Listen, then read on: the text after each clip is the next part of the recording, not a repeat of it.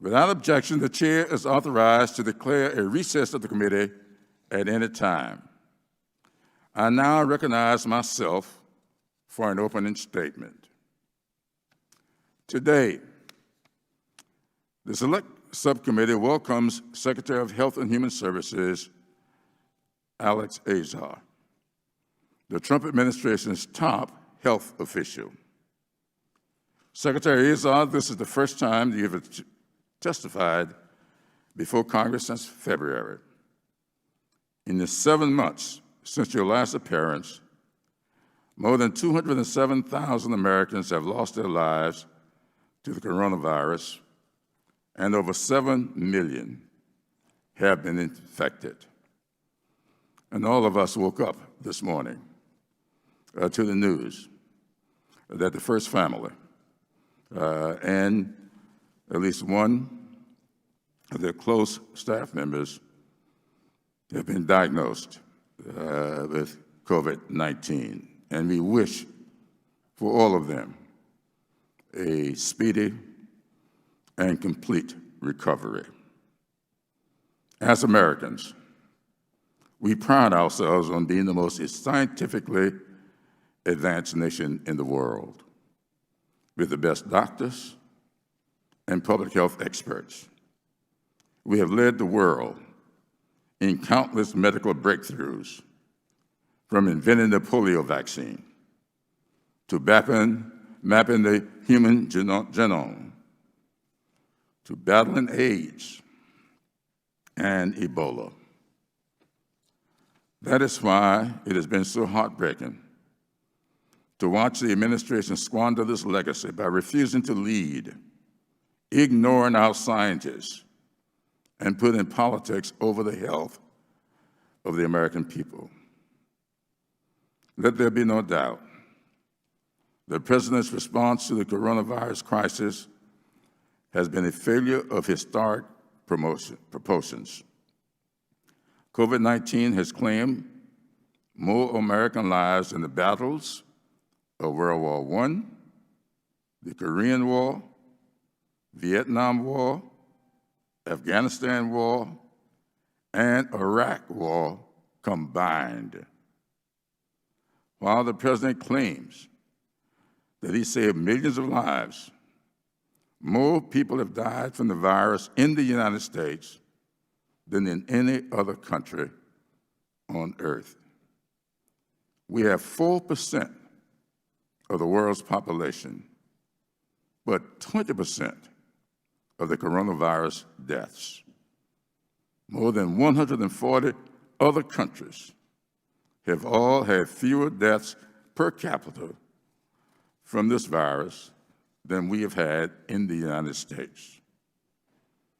Behind me are the images of a few of the Americans we have lost.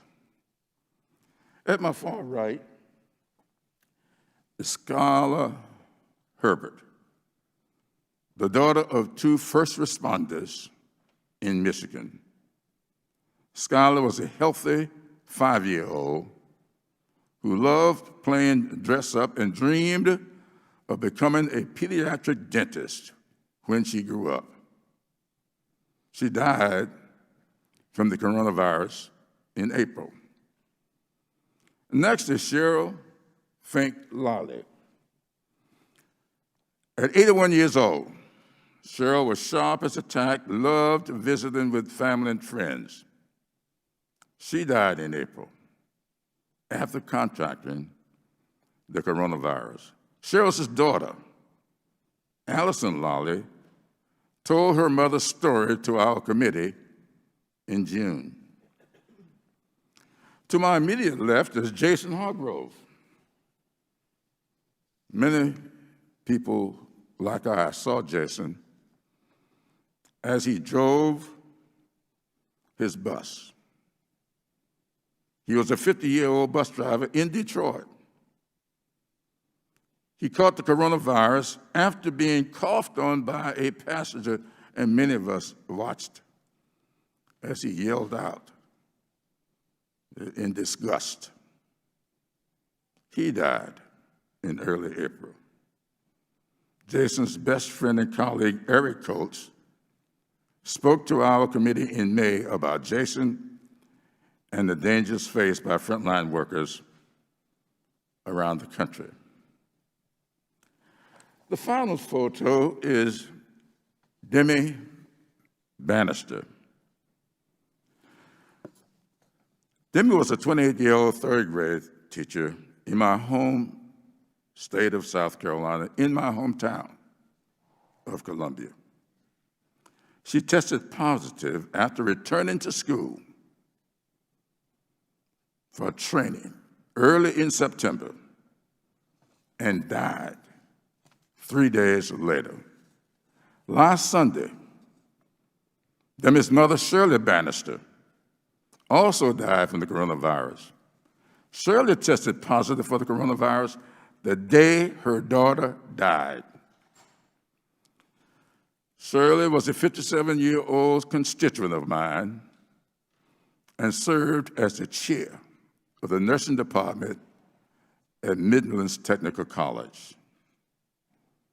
Tragically, it is not hard to see why Americans like Skylar, Cheryl, Jason, Demi, and Shirley were more likely to die than people in most other countries.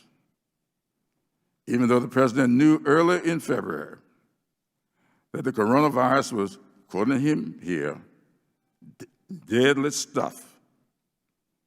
In March, he said, and I'm quoting him again, "I wanted to always play it down." Consistent with this desire, the president has refused to step up and lead a national response to stop the spread of this deadly virus. Rather than implementing a national testing strategy, the White House deferred to the states, reportedly because they believed blaming Democratic governors for coronavirus deaths would be, in the words of a public health expert involved in the discussions, an effective political strategy, end of quote. The result was widespread testing shortages and delays that let the virus spread widely throughout the country. The White House also refused to purchase and distribute masks and other protective equipment, with President Trump saying, and I'm quoting him again, "We are not a shipping clerk," end of quote. As a result, the national stockpile overseen by you, Mr. Secretary, quickly ran out.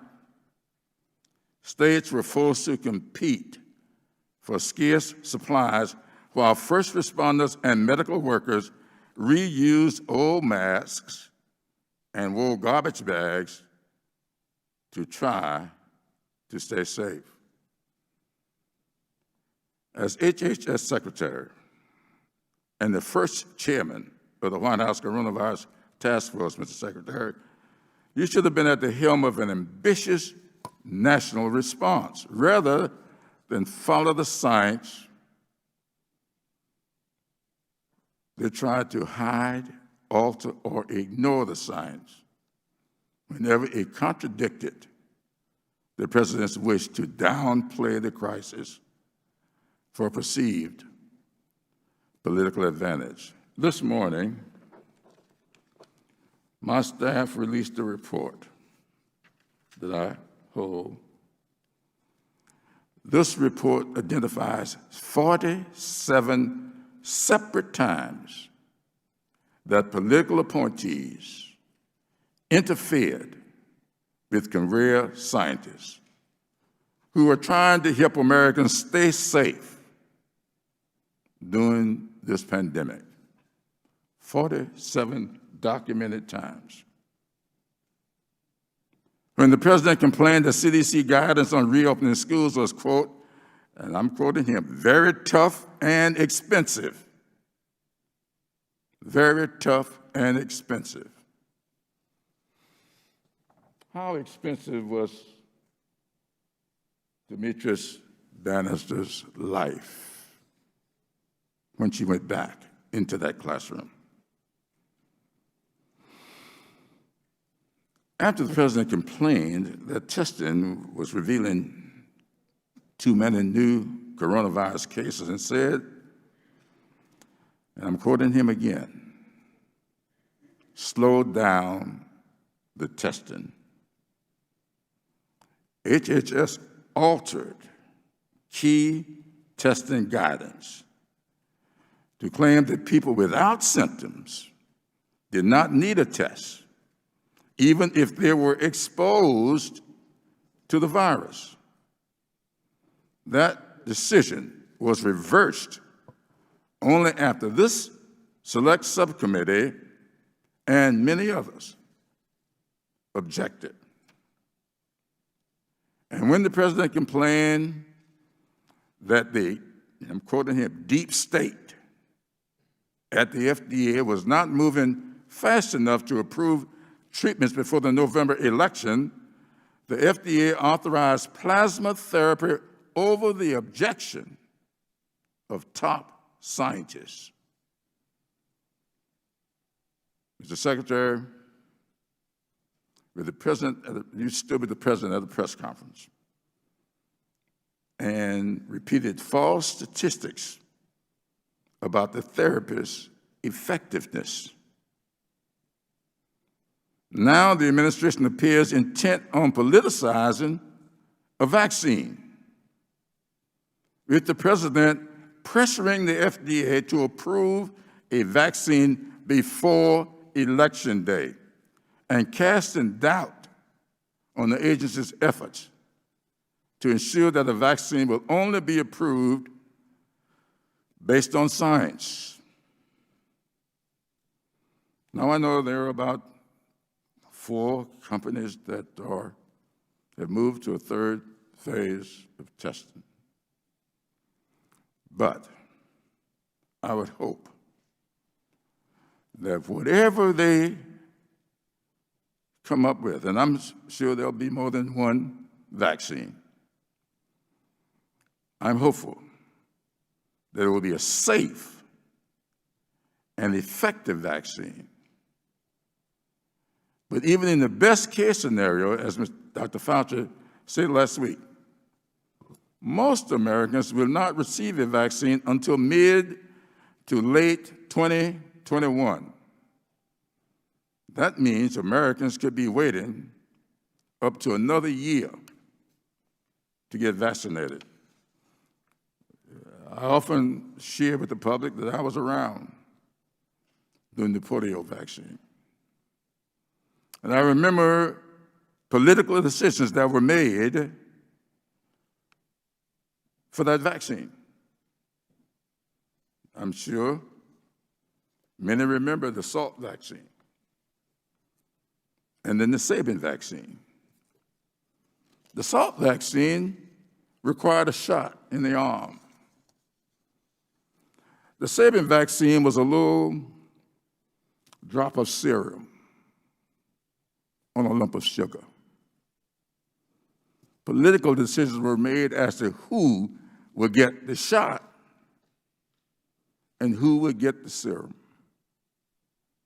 And I think all of us can imagine back in the 40s and 50s who got the shots and who got the serum. I would hope that we won't have a repeat of this kind of political decisions being made by whatever vaccine is developed. In the meantime, coronavirus infections are rising again in more than 25 states. And hundreds of Americans are still dying every day. Tens of thousands more will die unless this administration provides a national plan for testing, tracing, mask wearing, and other public health measures to contain the virus. I urge the administration to put partisan politics and ideology aside embrace our nation's long history of science, and finally show the leadership we need to get this pandemic under control.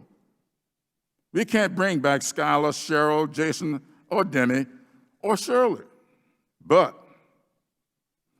whether other Americans just like them live or die depends on whether the administration improves its response to this pandemic. I now yield to the ranking member for his opening statement.